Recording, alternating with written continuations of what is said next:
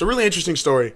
I was reading on the internet, and great place to get information and learn about things.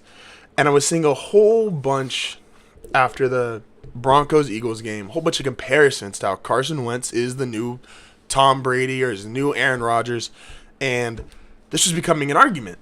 It's who does he most resemble out of the top tier quarterback? And I haven't watched a ton of Carson Wentz, but I went back and watched highlights, some film, some study, analysis. Wanted to make sure I knew what I was talking about, right?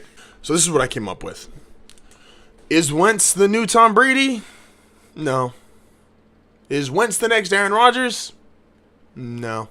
Wentz is the new Brett Favre. Carson Wentz is a gunslinger with a great team around him, which is letting him not run into the same mistakes most gunslingers run into. And a lot of you are going to think right now, oh my gosh, how could you compare him to Brett Favre? Brett Favre threw all those interceptions. You don't know what you're talking about. How, like, he's not Brett Favre. He's too accurate. He's too precise to be Brett Favre. We're just going to act like Brett Favre didn't win 3 MVPs and have 3 high 30 touchdown seasons in the 1990s? Okay, I guess we're just not going to talk about that. That's fine. Well, let's talk about it, actually.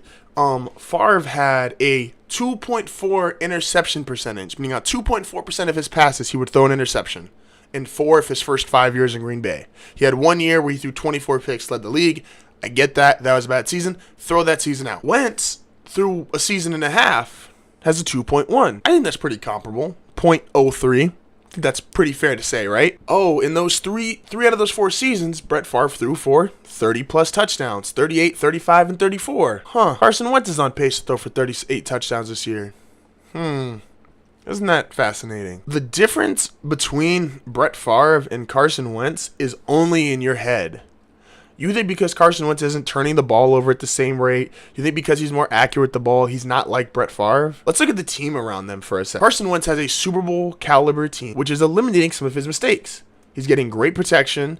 The defense is playing great. They're able to run the ball and able to stop the run. Oh, isn't that fascinating? When he has a really good team around him, it's like he's not making the same mistakes Brett Favre made. Wow, it's almost like Brett Favre didn't make those mistakes when the Packers were a Super Bowl caliber team during those 3-4 year run, and when he was with the Vikings and they were a Super Bowl caliber team. It's almost like he had the best touchdown interception ratio of his career. Oh, isn't that fun? When you have better talent, you make less mistakes. Okay. Take a risk taker in business, right? Someone who's investing, someone who's into stocks, someone who's into anything you have to put your own money up for and actually risk not getting the same reward as what you put in. When you have larger finances and a better team around you, you have less of a risk. Because why? Because you have more to work with than the guy who has $100 and he's trying to invest $30. And he doesn't have advisors. He doesn't have this board of directors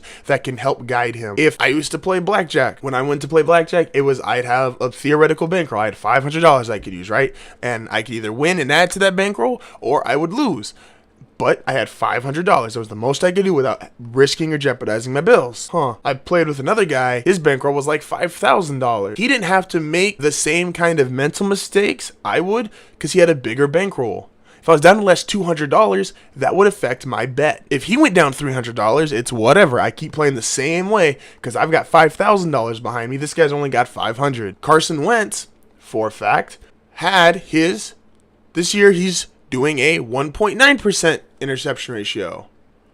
Isn't that funny? He had a 2.4 last year. And really, if you want to round it up, if you break the number down enough, it really goes up to 2.5. When he had less talented team, less playmakers, less productivity. Then the risk taker, the gunslinger, has his mistakes show up more. Tony Romo had the fewest interceptions of his career when the Cowboys were a 13-12 win team. When they were an 8-9 win team and they weren't as good, they weren't as talented, oh look, his mistakes went up. And I like Carson Wentz. This is not in any way, shape, or form to diss on Carson Wentz. But he is much more Brett Favre than he is Aaron Rodgers or Tom Brady.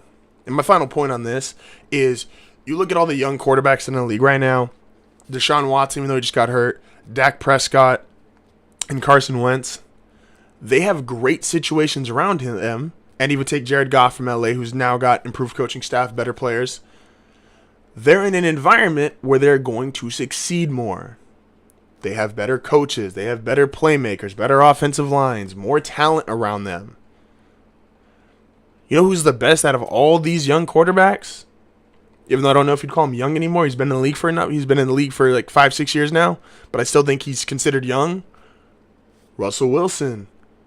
Because even though Russell Wilson still has a great defense behind him, his offense, which he came into the league with a good offensive line, Marshawn Lynch, more weapons at receiver, he's lost pretty much all of them, from Golden Tate to Lynch to his offensive line. And his numbers, especially his rate numbers, are still the same year in, year out. Russell Wilson is much more Tom Brady, Aaron Rodgers. Carson Wentz is much more Brett Favre. Now get mad about that. Someone. If you saw or liked anything, please don't forget, leave a thumbs up. Please like, subscribe. I will see you guys on Wednesday. Peace out.